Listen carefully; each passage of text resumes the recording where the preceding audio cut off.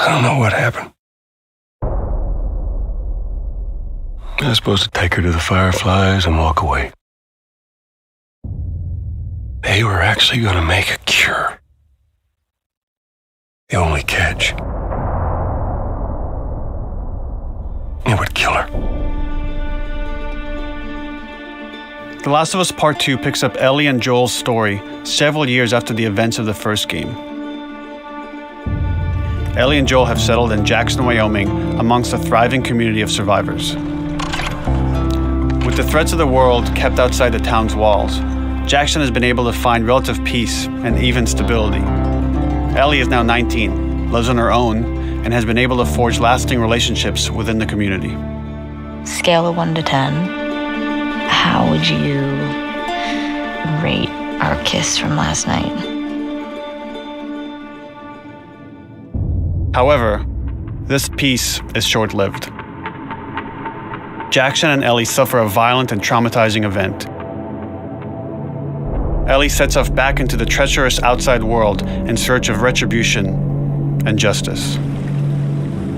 Her journey will take her to new parts of the country previously unexplored in The Last of Us.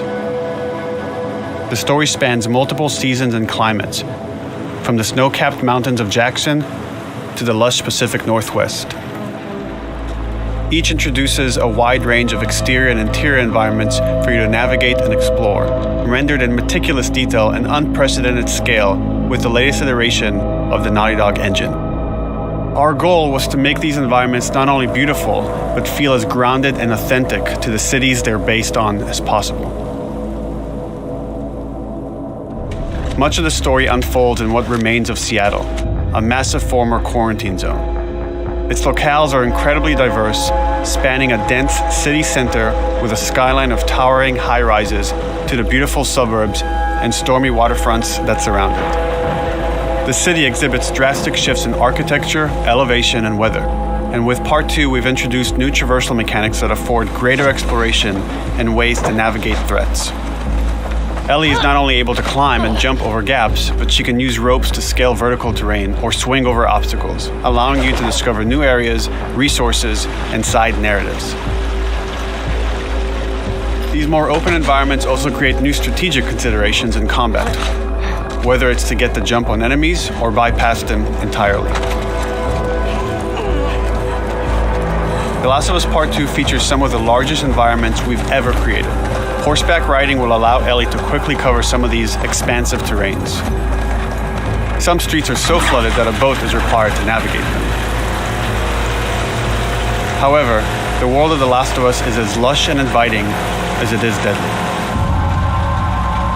As Ellie uncovers the path to finding those who have wronged her, she must face the many threats of this unknown city.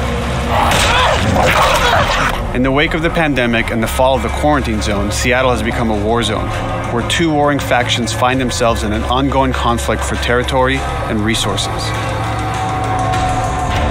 One of these groups is the Washington Liberation Front, otherwise known as the WLF. The WLF are a militia group that began as resistance to the military occupation of Seattle and eventually wrestled control of the city from them. They are highly trained, organized, and well-equipped with weapons they stole from the army. They occupy much of the city, imprisoning or killing trespassers on sight. Hey! We got another trespasser. A girl. Did you see her?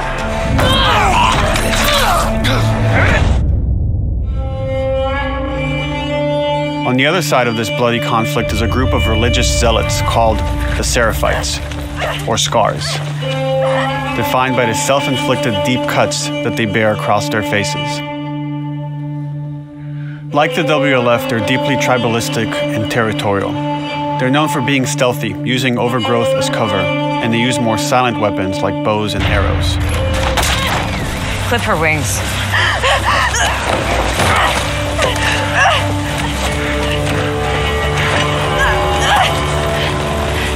But beyond this conflict among survivors, the threat that originally brought the world to its knees is very much present.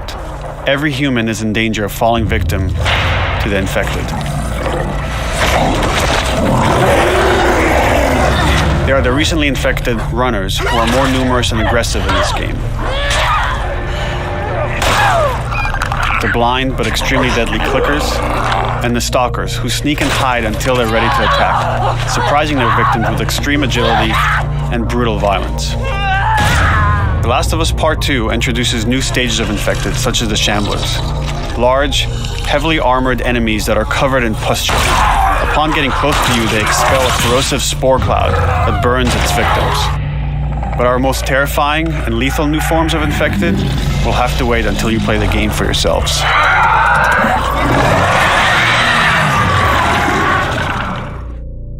Overcoming these threats will require careful consideration of how you approach every combat encounter and how you leverage Ellie's unique skills, equipment, and the environment to your advantage. I got something. Infected? Let's get in there. The WLF patrol the streets of Seattle with guard dogs, which are capable of detecting and following you, even while in cover. You think this guy's connected to the They can pick up your scent and alert their handlers to your presence. Listen mode will reveal your scent trail, so keep moving and cause distractions to avoid detection. They could be hiding anywhere. 25 years after the pandemic began, the world is completely overgrown. Use tall grass to hide from enemies and go prone to stay out of sight. However, this form of analog stealth means you're never fully hidden. If enemies get close enough, they can discover you, even in grass. When Ellie is overwhelmed, running away is a viable option. You can also break glass or crawl through tight spaces to find new paths or areas to evade or take on your enemies. In any given combat situation, you can flee an encounter and re-establish stealth to regain the advantage. If you absolutely have to fight your way out, there are a variety of tools at your disposal. Ellie's more agile than most of her enemies. She can sprint and quickly dodge incoming attacks. Learning how opponents attack with different weapons and mastering the timing of your dodges will prevent you from taking damage and create opportunities to counterattack. You can use throwable items or well-placed shots to stun enemies before dealing a killing blow.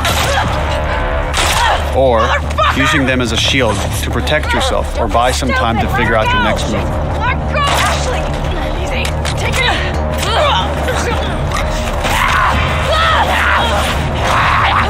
Ellie isn't always alone on her journey. Allies will take part in helping you navigate the environments, spot enemies, and meaningfully help you in combat encounters. Back off!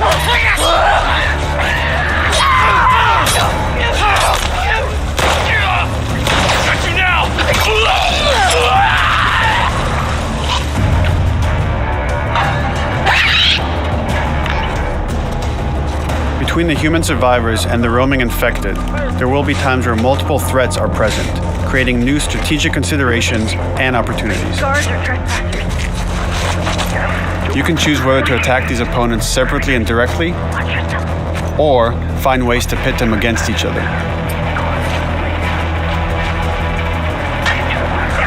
Flee as they fight, or wait until their numbers have thinned out and engage with whomever's left.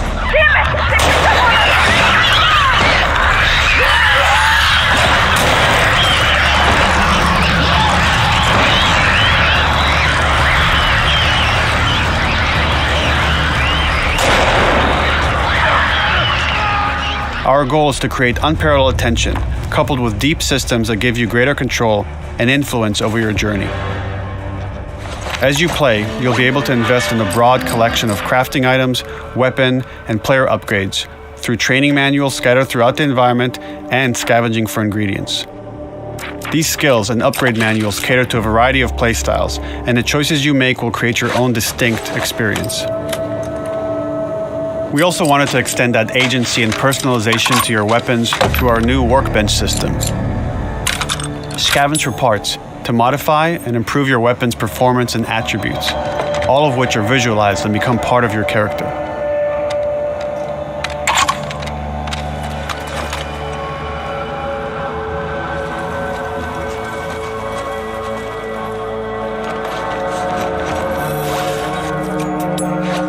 Survival will also require using the parts and ingredients that you'll find in the environment, which can be crafted into a wide range of defensive and offensive items, like proximity mines, explosive arrows, pistol suppressors, and more.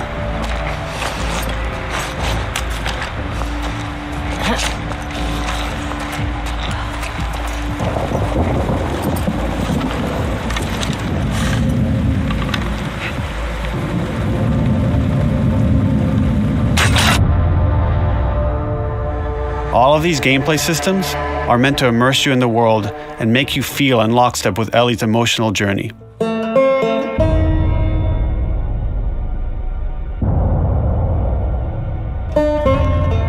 As we've said before, this is Naughty Dog's largest, most ambitious game. It may seem like we covered a lot, but we've only scratched the surface of what it's like to play The Last of Us Part II. We can't wait for you to experience it all for yourself on June 19th.